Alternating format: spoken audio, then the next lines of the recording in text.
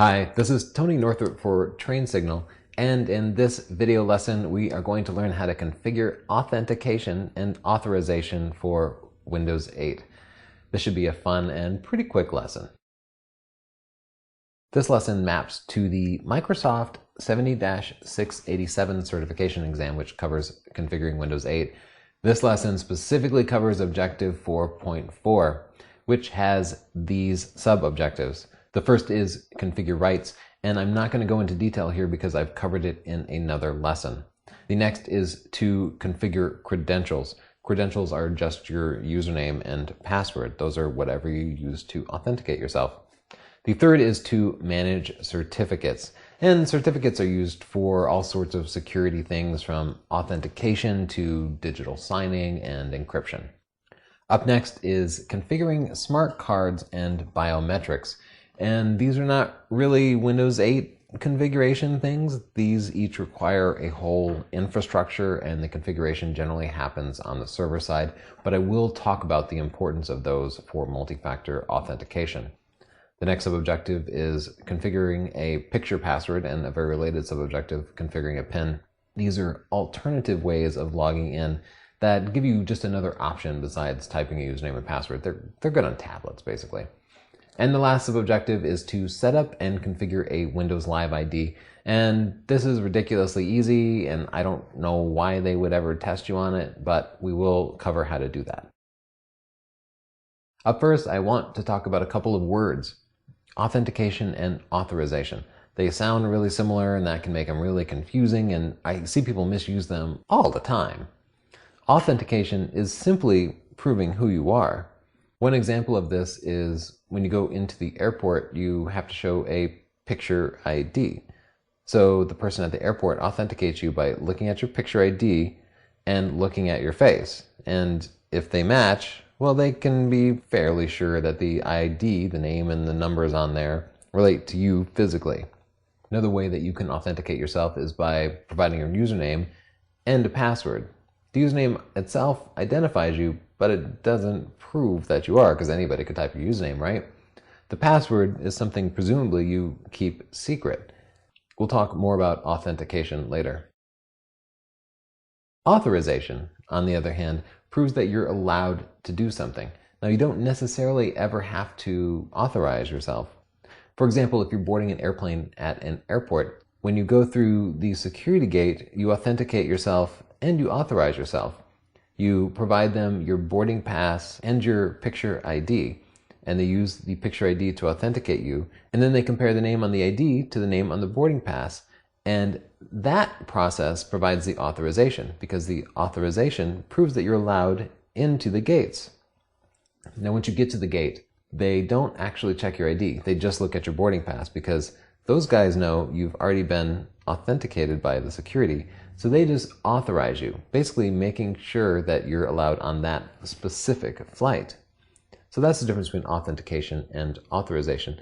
In computer systems, authentication is typing your username and password, and then authorization is opening a file and Windows figuring out whether or not you're allowed to open it.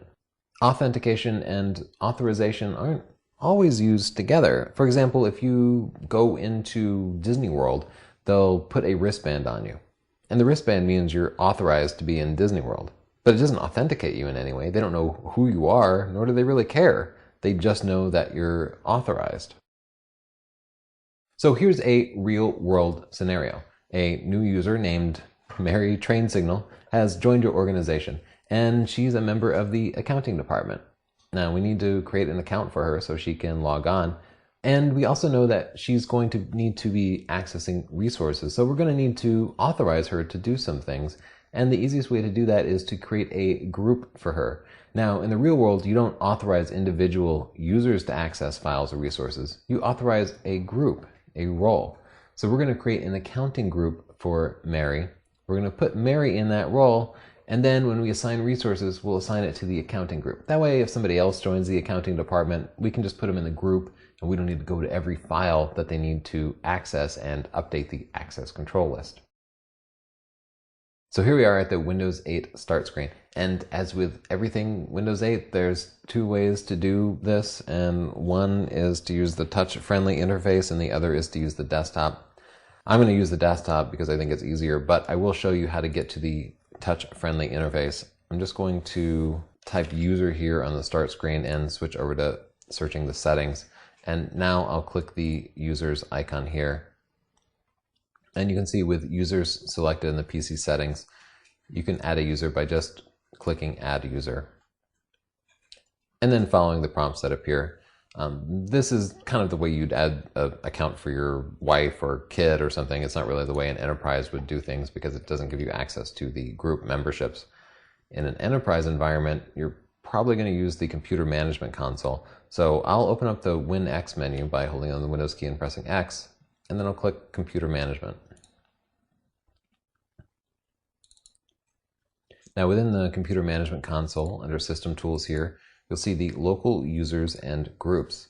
So let's make a group account for the accountants first. Selected the groups here, and I'll just right click and click new group.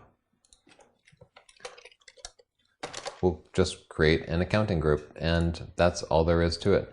By default, this new accounting group has permission to do nothing different from any other user.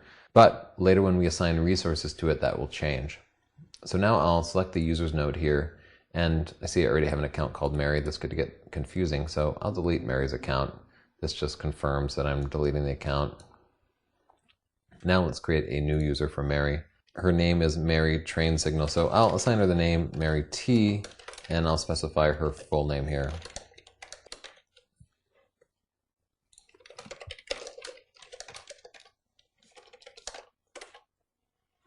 Now, when you create a new user account, you have to specify a password for them. And you usually don't want them to use the password that you specify because, well, you know it. And also, you're going to have to tell it to them. So this is a lot of being out in the open for a password. Like, the best password is something that only exists in the person's head. You don't really like other people to know your password.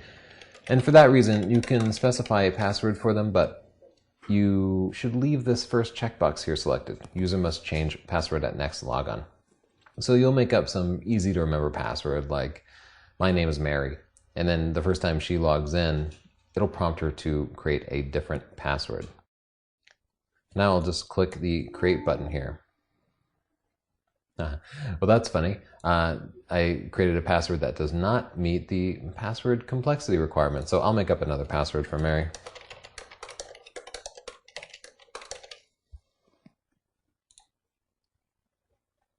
And it's kind of geared to allow you to create user after user after user because sometimes you have to make 100 users at a time. So I clicked create and then the same dialog box just appeared clearing itself, but I only need to make the one user. So now we see Mary T's user account here. And I will go into, I double clicked it to allow me to edit the properties. The member of tab here controls which groups she's a member of. So you can see by default she's a member of home users and users. And I'll click the add button so I can add her to the accounting group. Now, this is the select groups dialog box, and you'd think they would just show you all the groups and allow you to pick it. But in an Active Directory domain, in an enterprise, there will probably be thousands of groups. There might be more than 1,000 groups. So that'd be a long list to go through. Also, you wouldn't really want to reveal to everybody the name of every group. That could be a security vulnerability. So they make you type it, and you type part of the name and then click OK and it will search for it. So now we see that by default Mary was a member of the users group, which makes sense, and the home users group. Now she's also a member of the accounting group. The profile tab here allows you to store her files in a different location. It also allows you to specify a script, which is like a little program that will run automatically when she logs in. For the most part, these are defined by domain administrators for individual users, and you don't need to change these for local user accounts. Now I'll just show you the logon experience for Mary. Typing the password that I gave her, and you can see it tells you the user's password must be changed before signing in. So now I'll have to type some new password.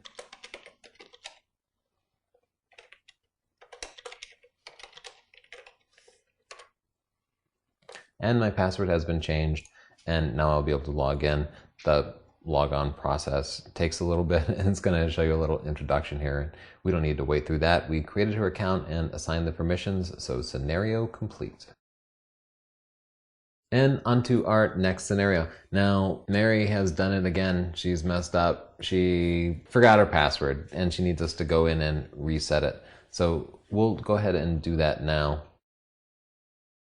Well, first I want to show you the experience that the end user gets when they forget their password. So, I'm Mary, I'm a dum-dum, and I forgot my password. If you guess it too many times and you have account lockout enabled, which this computer does and most organizations will have, this is what they'll see. The reference account is locked out and may not be logged into.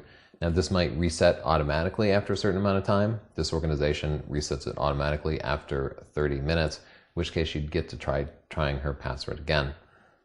Reset password is an option here, and if you click this, it gives you the option to reset your password, assuming you've made a password reset disk.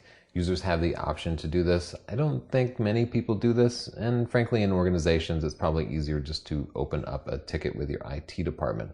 So let's log in as ourselves and reset Mary's password. Once again, I will open the computer management console.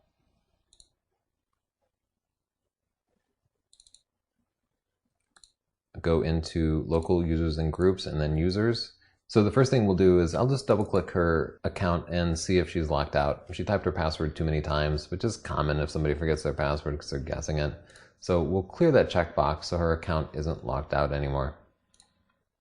Now to change her password, I need to right click her account and then click set password. And this dialog box warns you that you don't want to do this unless you absolutely need to. It's not clear what information, if any, is actually lost. I think it happens at a low level, and I've never noticed anything bad happening after changing a password, but obviously you don't reset somebody's password for them unless they've lost it. So I'll click proceed here. And now it prompts me to type a new password for them.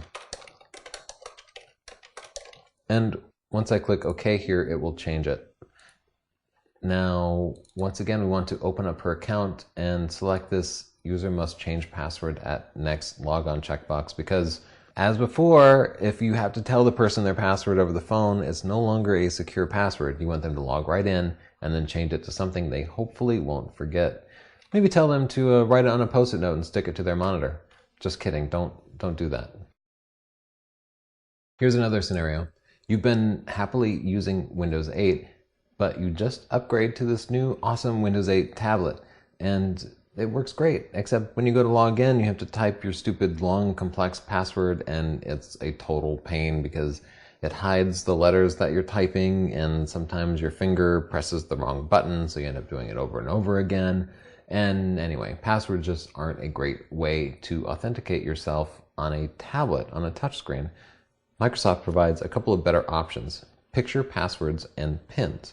So for this scenario, we're going to set up both a picture password and a PIN, and then make sure we can log in with them. Here I am at the start screen. I'm going to open up my Charms bar, select Settings, and then click Change PC Settings. From here, I'm going to go to the Users page. And in sign-on options here, you'll see some pretty obvious options. Change a password, create a picture password, and create a PIN. So I'll click create a picture password. Couldn't be easier. I want you to confirm your password just to make sure you're not some attacker who's hijacked the session and wants to create a picture password. And it basically shows you what you need to do if you want to watch this little video, but that's what you have me for. So you can choose their default pictures, but I'll click choose picture here and pick one of my own photos. How about this nice cedar waxwing? The first step is you can drag the picture around. This shape is what you're going to see when you try to log in, so whatever window is displayed here is what you'll actually see. And then click use this picture. Now you create 3 gestures, and there are 3 different types of gestures you can make. You can just click something, or you can draw a line between 2 points of interest on the picture. And the third gesture is to draw a circle. And you can do 4 different types of circles. You can do a small counterclockwise circle, a small clockwise circle, a big counterclockwise circle or a big clockwise circle. So I'll go ahead and go through my 3 gestures. First, I think I'll click this berry down here because nobody would guess that. And now I'll draw a counterclockwise circle around that berry. And then I'll draw a line from the berry to the eye. So those are my 3 gestures, and now it wants me to confirm my gestures. This is a good way just to practice because it's pretty easy to forget. So I clicked, and then I drew a circle, and then I drew a line. All right, I was already forgetting that, but it worked. So I'll click finish here, and then we can try the log on process. Just log myself out and log back in. Now you can see the picture password appears by default. So it's a memory test for me. I'll see if I remember my 3 gestures. I got it. Now it's not entirely precise. It gives you a little room for error. I might have been a few pixels up and to the left when I drew the circle. It's a rough thing, but it's actually pretty secure. And I did some math on it, and it locks you out after 5 bad guesses. And after that, you can still log in with your regular password. But mathematically, as long as the picture has more than a couple of points of interest that you might click on, it's very unlikely that anybody's going to guess your picture password. I'll say with touchscreens, you need to be careful about cleaning your touchscreen. And that sounds funny. I'm telling you not to clean your touchscreen, but if you clean your touchscreen and then you log in with a picture password, somebody can hold it up and look where your finger smudges are and know what your gestures are. Now, they still probably won't get in, because even if they can see your individual gestures, as long as they're not all taps, they won't know which direction the lines are, and they won't know the sequence of the 3 gestures, and for circles, they won't know whether they were clockwise or counterclockwise. So even if they know your 3 gestures, there's still an awful lot of permutations, and mathematically it's still highly unlikely that an attacker with that information would be able to guess your picture password. So now let's set up a PIN. A PIN is even easier than a picture password and even less secure. So once again, I'll go into the settings and change PC settings. Now under users here, I will click create a PIN. Once again, I have to confirm my password so that it knows I'm not a hacker. And now I'm going to type a 4-digit PIN. And it's not going to show it to you, so I'll keep that secret. You type it twice and then click finish. Now I'll go back to the start screen and log myself off so that I can log in with my PIN. Now it's prompting me to log in with a PIN because I just created a PIN and it figures I must want to use it. If you want to log in with one of the other options, you can click sign in options here and then choose to either log in with your picture password, your PIN, or your regular password. So I'll log in with my PIN here. Now, as with picture passwords, you get 5 attempts. If you type it wrong 5 times, it's going to force you to log in with your regular password. Now, a 4-digit PIN offers 10,000 different options. So the odds are 5 in 10,000, 1 in 2,000 that an attacker would be able to guess your PIN. Just don't make it your birthday or your kid's birthday or 1, 2, 3, 4 or 9, 8, 7, 6. Don't make it easy to guess. Make it a random number and you're pretty safe against attackers.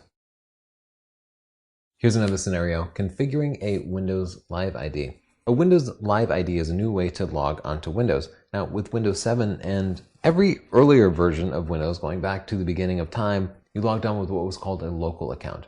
A local account had a username, which was just some number of letters and numbers, and then you had your password, and all your stuff was stored on your local computer. That's just the way it's always been. Windows Live ID is an extension of their cloud services. So when you log in with a Windows Live ID, it actually connects to the internet and talks to the Windows Live Microsoft service in the cloud and checks your password for you. It can then download some settings, for example, the colors that you use on your desktop and other preferences, and apply them to whatever computer you log in. So it provides some synchronization for you. Because you're logging into the cloud, it also allows you to manage your user account using the Windows Live website. So you can open up a browser and reset your password if you forget it. That's pretty useful. So overall, I'm a big fan of the Windows Live ID, and especially if you have more than one PC, it just makes it easier by automatically synchronizing all your settings and even automatically remembering your password. Now, if you don't have an internet connection, don't worry. It will cache your password and allow you to log in even if you can't access the internet. So you don't have to worry about being locked out. As long as you've logged in at least once before, it shouldn't be an issue. So here's a scenario. We hire a new user, Johnny Train Signal. We're a small business, so we don't have an Active Directory domain, but Johnny would like to be able to log on to a couple of different computers and not have to select his favorite desktop settings. So let's set up a Windows Live account for Johnny. So you can't create a Windows Live account using the computer management console. Instead, you'll need to use the touch-friendly interface. So I'll open up the PC settings once again and select the users page. Now I'll click add a user here. And by default, it prompts you to create a live account. So this is easy behavior. If you wanted to create a local account, instead you'd have to pick sign in without a Microsoft account here. Now you need to provide Johnny's email address. If you didn't have one, Microsoft will give that to you too. But I have created an account for Johnny. He's just using my own domain, which is northrop.org. So johnny@northrop.org. Now, because it's a new Microsoft account, I need to configure his password and name and such. It was using an existing email address, but the Microsoft account really just uses your email address as your username. So this is like creating any new account.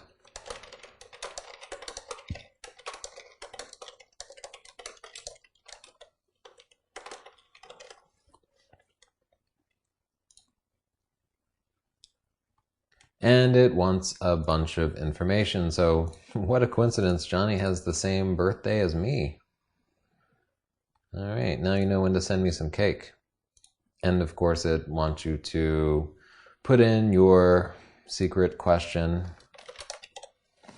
And of course it wants you to provide some information so you can reset your password. And this is a really good thing to do because sometimes people forget their passwords. And in the past, if you forgot your password, well, you would just have to reinstall Windows and hope you could get your files and stuff back. Hope they weren't encrypted, right?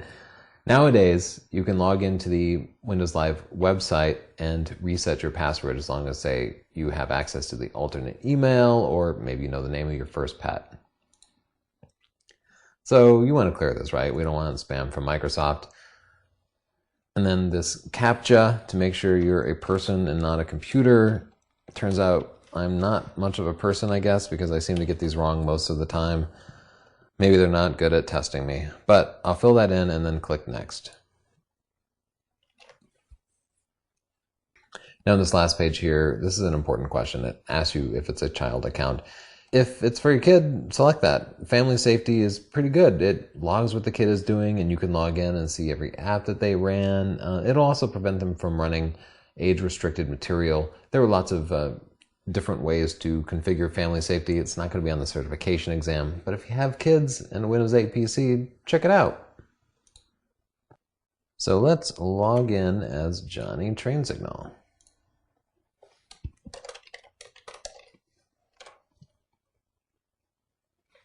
So it all worked. Now, in the future, if we were to set up an account for Johnny on another computer, he won't automatically get access to every Windows 8 computer. An authorized administrator would still need to go in and create an account for his Microsoft Live ID. However, if you created an account for Johnny Train Signal on a different computer, he would log in and get all his settings synchronized to that new computer automatically, especially if you use SkyDrive for cloud services for storing your files on the internet. It can be like you just picked up your old faithful computer. You can get all your files and pictures directly on any new computer that you happen to pick up. It works pretty well. So now we need to talk about how to configure certificates for our certification objective. Here we are at the Windows Start screen, and like most things, I'm going to start searching for the Certificates tool by searching the Start screen for certificates. Now I'll jump over to the settings here, and we can see three different options. The Manage File Encryption Certificates opens a wizard that you use to manage your EFS encryption keys. Basically, you can use that to back up or change your certificate. But most of your certificate management is going to be done using these two tools: Manage User Certificates and Manage Computer Certificates. Both your user account and the computer have their own certificates. This kind of makes sense because in an Active Directory environment, the computer has to join the domain. The computer has to authenticate. The computer also has to authenticate to the network before the user can even log in. So computers have their own set of certificates for things like Active Directory authentication and IPsec. Users have their own certificates for things like encrypting files, authenticating the user to the domain, and even sometimes authenticating to the network itself. For example, if the user is connecting across a VPN. So let's take a look at both of those. Start with the user certificates. Now this will list every certificate that the user has installed, and you can see that because I have encrypted a file on this computer, I have a certificate for the encrypting file system. And I can view some information about the certificate by double-clicking it. You can see that there's a private key stored with the certificate.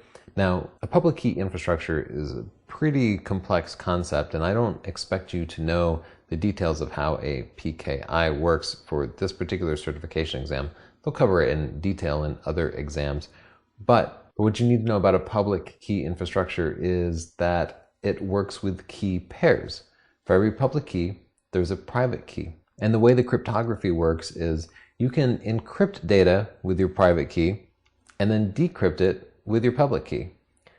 This allows you to send somebody a message and prove that it was from you. Because if somebody has your public key, which is public, anybody can get it, and they can successfully decrypt the data, that means that you encrypted it with your private key, for sure. There's no other set of numbers out there that can encrypt something that would be decrypted with your public key.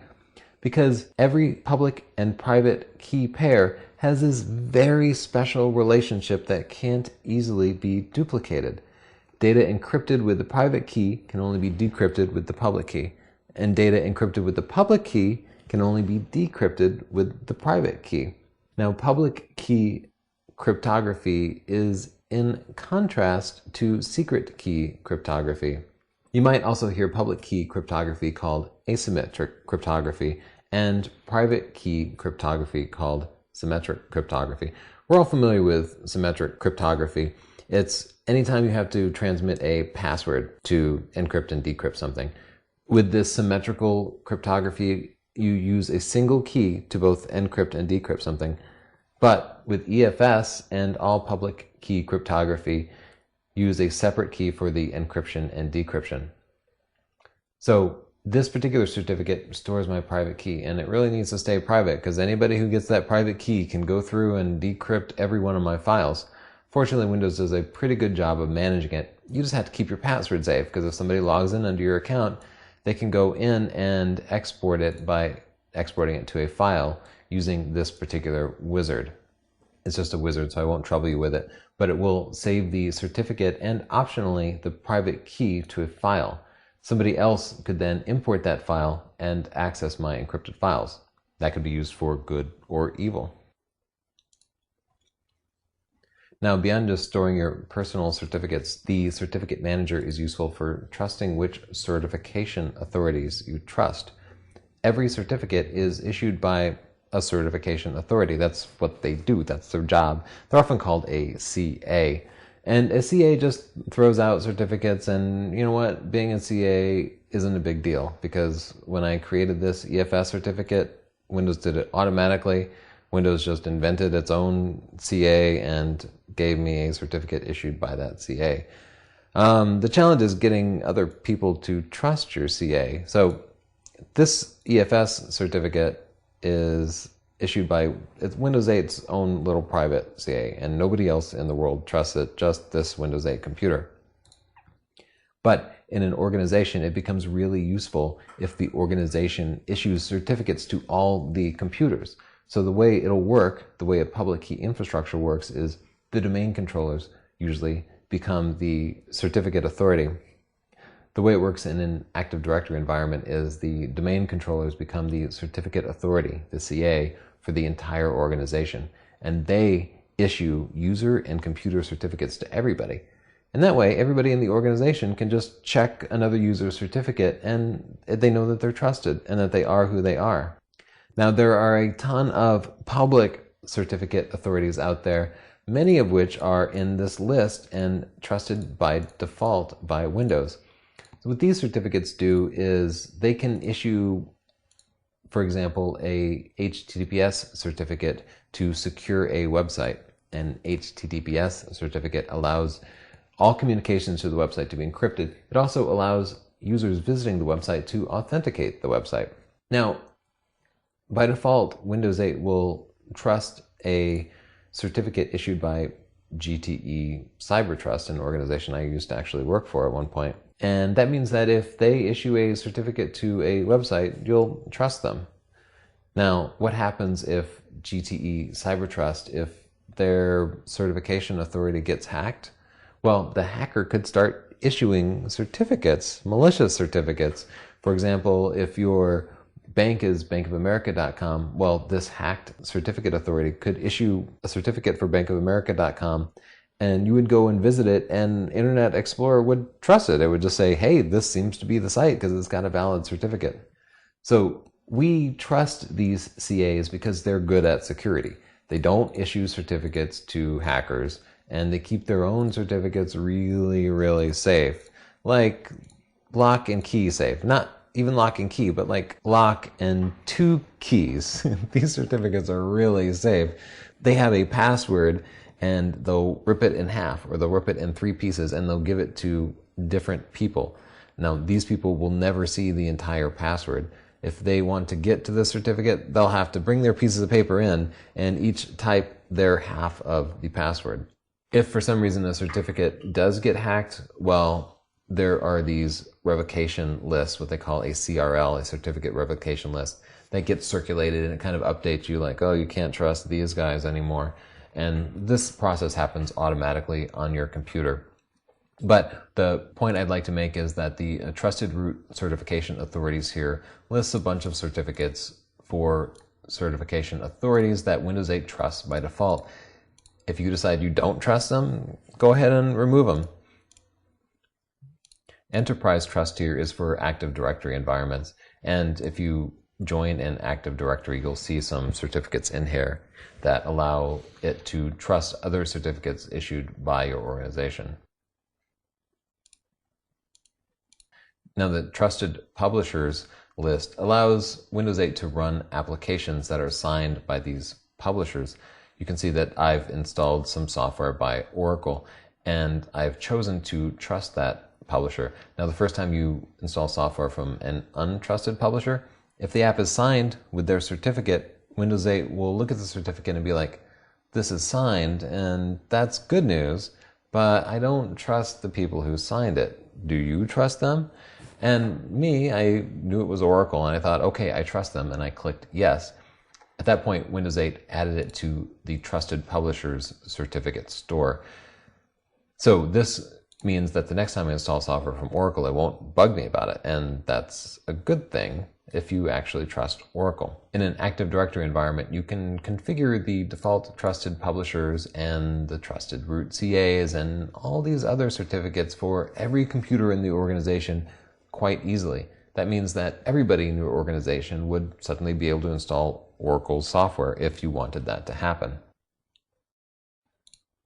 Now, these certificates, some of them need to be kept secret. The private part of the certificate needs to be kept secret.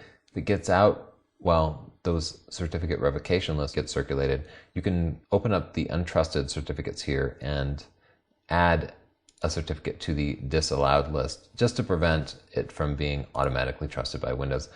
I've never seen that happen. I mean, CRLs get circulated, but I've never had to go in and manually add a certificate to that list, but be aware that it's there. The third-party root CAs are just an extension of the trusted root CAs. These are also certification authorities that you trust. And in fact, you'll see some of the same names here. Trusted people simply store certificates from yourself or other users for the purposes of decrypting files. So for example, if somebody shares an encrypted file with you, well, you're going to need to trust their certificate so that you can decrypt their file. It all happens automatically and behind the scenes.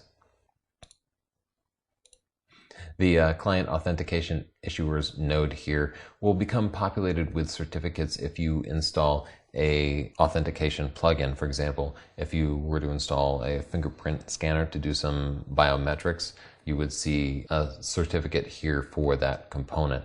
In a similar way, the smart card trusted roots will begin to be filled in with certificates if you install a smart card infrastructure. So that's the user certificates. Let's take a look at the computer certificates. Once again, I'll search for certificates and go to the settings. And this time I'll pick Manage Computer Certificates. This is going to look really familiar, and I won't go through all of these again, but you'll see that the computer has basically the same list of trusted root CAs, as well as third-party root CAs. There are trusted publishers here too. Now you'll see a few other things that are specific to computer certificates. For example, the home group machine certificates. Yes, these simple home groups use this complex public key cryptography to authenticate each other. So while home groups are really easy and you just type this simple password to access everybody's files, under the covers, it's actually pretty complex security. So you can see that this computer is in a home group with a couple other computers, and they each have certificates here. So if you were in a home group and one of the computers got hacked, well, I guess you could remove the certificate, but really you'll probably just tear down the home group and start over from scratch because it's a home group and it's easier to rebuild it than to do that. Trusted Devices doesn't have any certificate, but you could connect a device and that device would have a certificate, and you could trust it to allow the device to kind of authenticate itself. It's not often used in any sort of manual way, but it is possible for organizations to configure computers to only trust particular devices.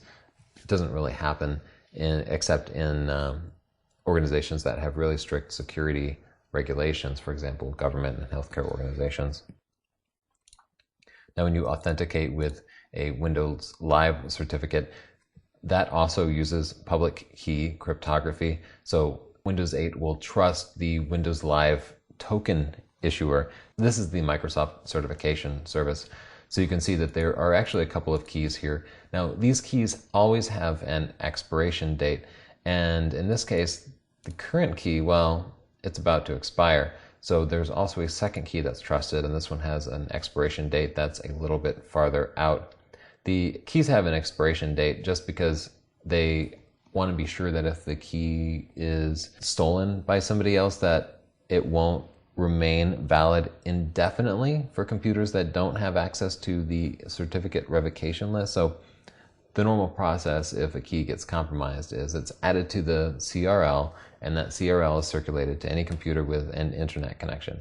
But what if there's some computer out there that doesn't have an internet connection, or somehow the attacker manages to block the CRL from being distributed? Well, you don't want that person to use the key forever, right? So these certificates always have an expiration date, and that's kind of a pain because whenever the expiration date comes up, you need to issue a new certificate. And if it's a trusted certificate, you have to go out to every client that trusts your old certificate and make sure they trust your new certificate before it expires. If it expires and they don't trust a new certificate, well, everything breaks. And that's why Microsoft has, before this old certificate expires, they've issued a new certificate and gotten me to trust it. Now I'm going to cover a couple really important concepts. The first is multi-factor authentication. Now, normally when you log onto your computer, you type a username and a password. That's one factor because your username isn't secret, it's public, right? So the password is just one thing, a single factor authentication. Multi-factor authentication is using two different ways to prove your identity. Now, there are three general ways to authenticate yourself: something you know, something you have, and something you are. A password is something you know, right? It's something that you store in your head, and it proves who you are because nobody else knows it in theory. Something you have is something physical on your person. For example, if you're in Disneyland and they slap a wristband on you, that's something you have. If somebody else takes it, well, they could authenticate themselves just as easily. Something you have in an enterprise environment is usually going to be a smart card.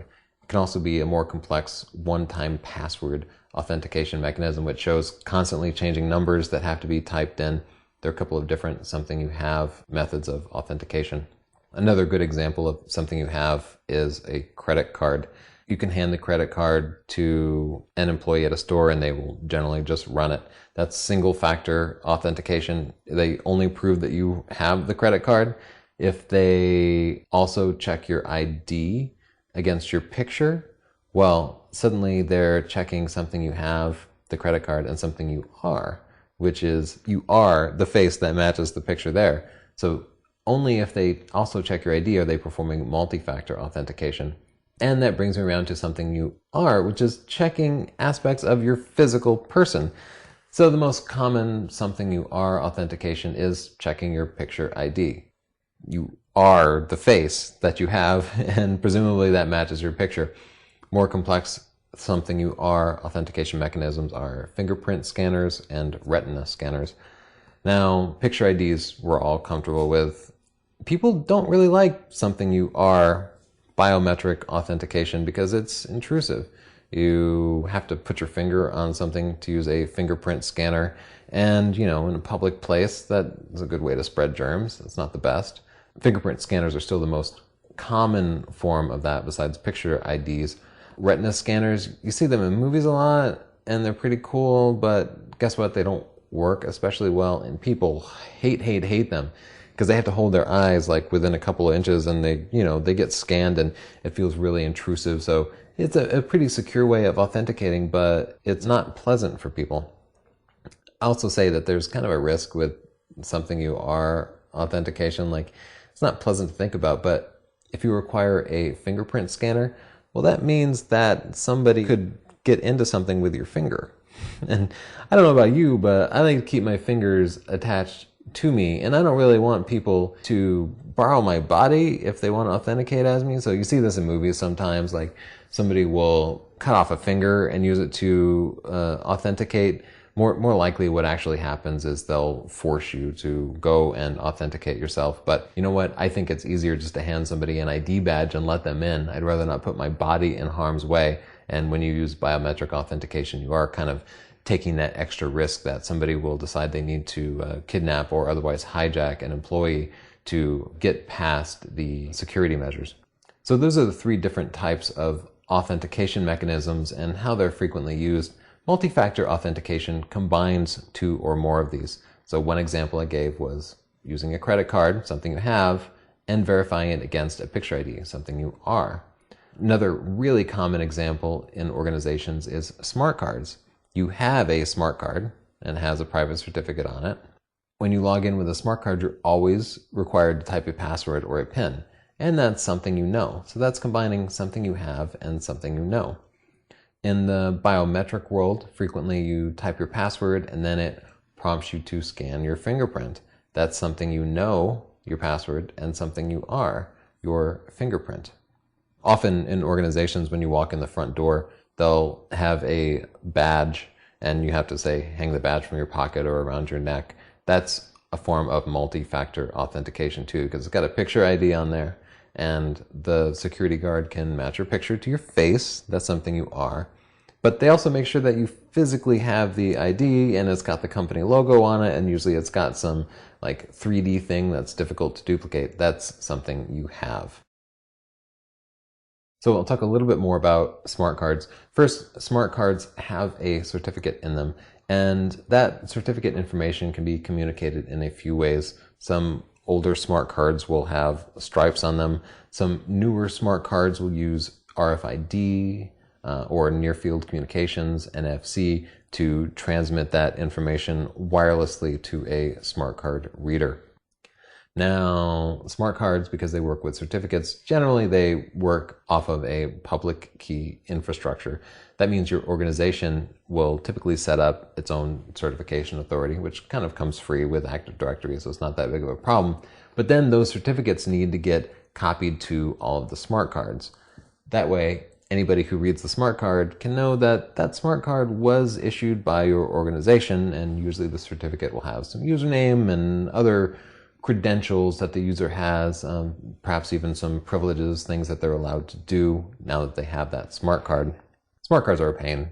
It's one more thing for the user to carry, and I don't know about you, but I lose my keys all the time, so I definitely lose a smart card, especially for users who travel. Now, if you work at a desk every day, you keep your smart card in your wallet, and then when you log into your computer, you slide it into the computer, type your password, and you're good to go. But imagine you're like a jet-setting salesman, and you're working off of a tiny tablet computer. Well, these new computers don't have smart card readers in them, so you have to carry your tablet computer, but then when you want to log in, you got to pull out your USB smart card reader, plug that in, then find your smart card, put that in, and, well, you know what? Most users are going to decide, it's too much trouble. I'm just not going to log in today. I won't check my email, forget work. So you want to make it as convenient as possible for users, and smart cards, while they add security, they take away convenience. So this, as with everything, security is the compromise that you have to make. I do want to mention that Windows 8 has new support for virtual smart cards, and they don't mention virtual smart cards on the exam objectives, but you should know about them. Now, there's not much for the client to configure, but I do want you to know what they are. Virtual smart cards take that certificate that's normally stored in the separate physical smart card, and they copy it to the computer. But they do it in a very special way. They store it in the specially designed security chip, the TPM chip, that most new computers have and that all Windows 8 certified computers have. So this TPM chip is tamper-proof. You can't go in and hack it. You'll just destroy it and destroy the whole computer. So whatever goes in the TPM doesn't come out, basically.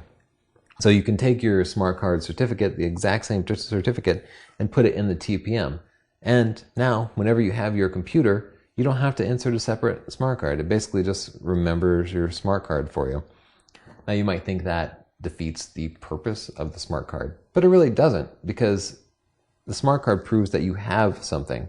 And as long as you have that computer, well, you still have something unique. And of course, you have to combine it with a separate factor, something you know, usually a PIN or a password. So authenticating with your computer and a virtual smart card still provides multi-factor authentication. It just happens to be more convenient for the user.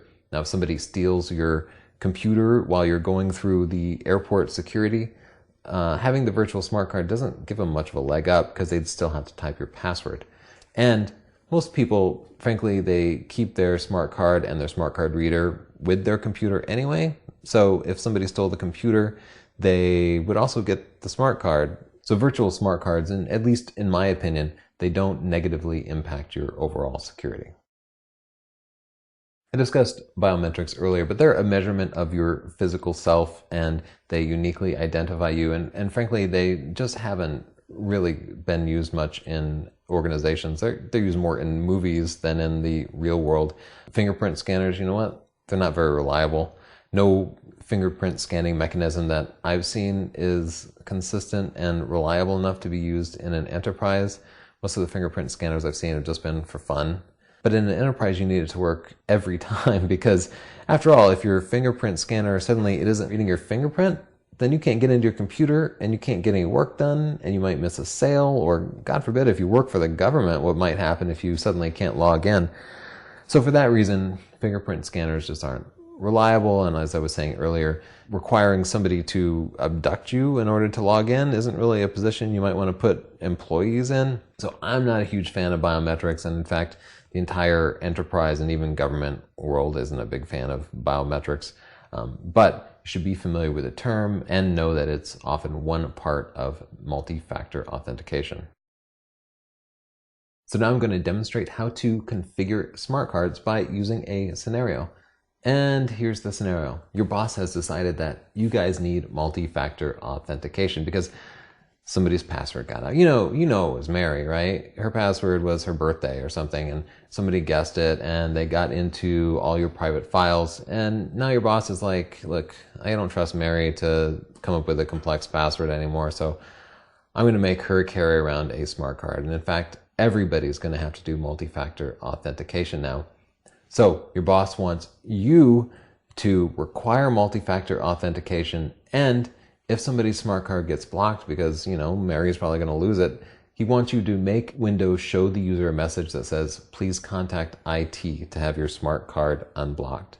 Let's get started. And here we are in the Windows Start screen, and we need to open up the Local Security Policy Editor. So I'll search for Administrative Tools and open up this program group, and then run Local Security Policy. Now, to require smart cards, there are a couple of things that you need to change. The first is under Local Policies and then Security Options. We need to scroll down here to Interactive Logon, and there's a lot of different options here. One of them is Require Smart Card. So you can see it's disabled by default. You know that because you don't log in with a smart card by default. So we'll just enable that and click OK. There's another smart card related option here. Controls the smart card removal behavior. Many users will leave their smart card in during the day and take it with them whenever they leave. And in fact, in an enterprise environment, you'll wear a lanyard, basically a necklace that's attached to your smart card. And that way, when you stand up, it will unplug automatically. That makes sure that your smart card stays with you. Now, if you have a system like that, when the smart card is removed, well, you probably want to lock the workstation or disconnect a remote desktop services session. You wouldn't want to necessarily force log off, because force log off closes all the person's apps, and that's really annoying. But locking the workstation is really useful because that requires somebody else who walks up to the desk to type a password and reinsert the smart card before they could get to the person's desk. So one of the most common security attacks is just to wait until somebody leaves their desk and then hop on their computer and do stuff, access files or whatever. If you change the smart card removal behavior to lock a workstation and you make people keep their smart cards physically on them, well, your work environment just became much more secure. And frankly, we know Mary's that type who's gonna just leave her workstation unlocked all the time. So we better strap that card to her and make her workstation lock automatically. So those two settings we could configure using the Local Security Policy tool. The other settings will have to be done through Group Policy. So back to the Start menu here, and I'll open up the Group Policy Editor by just typing gpedit.msc. Just a quick way to open it up. Now, just for future reference, I use the Local Security Policy tool, but you can also use Group Policy to configure the same settings. Under Computer Configuration, Windows Settings, and then Security Settings, you'll see those exact same options duplicated here. In an enterprise environment, you use Group Policy for everything, and not local group policy, but domain group policy. But fortunately for you, it's exactly like this, so you don't have to relearn anything. It'll work exactly the same way.